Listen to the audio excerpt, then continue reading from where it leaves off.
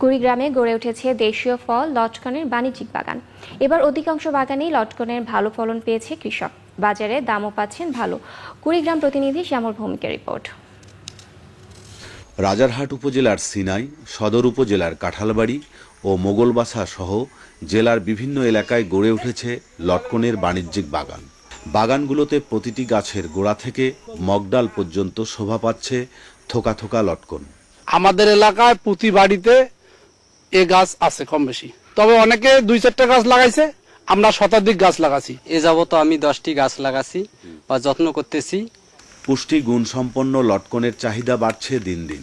বাজারে প্রতিমন লটকন বিক্রি হচ্ছে 1500 থেকে 1600 টাকা। প্রতি বছরে আমরা তো 40 থেকে 50 হাজার টাকা বিক্রি করি। এই প্লটের লটকন বিক্রি করছি 60,000 টাকা। আমাদের এরকম আরো কয়েকটি প্লট আছে। বাণিজ্যিক ভিত্তিতে লটকন চাষের মধ্য দিয়ে জেলার সামগ্রিক কৃষিচিত্র পাল্টে যাবে বলে আশা করছেন কৃষি বিভাগ। অন্যান্য ফলের চেয়ে এই ফলে কোনো প্রকার বিষ বা ফরমালিন ব্যবহার করা হয় না। এই বিষমুক্ত ফলটি দেশের বিভিন্ন অঞ্চলে রপ্তানি করা হচ্ছে। আগামীতে এর ফলন আরও বাড়বে এবং জনপ্রিয় হবে এই আশা করি। এতদিন নিজের উদ্যোগেই কৃষকরা লটকনের চাষ করেছেন বিচ্ছিন্নভাবে। আগামীতে তারা চান কৃষি বিভাগের আরও সম্পৃক্ততা। এতে করে কৃষকরা যেমন অনুপ্রাণিত হবে, তেমনি লটকন চাষের পরিধি বাড়বে। কুড়িগ্রামের রাজারহাট থেকে শ্যামল ভৌমিক, চ্যানেল আই।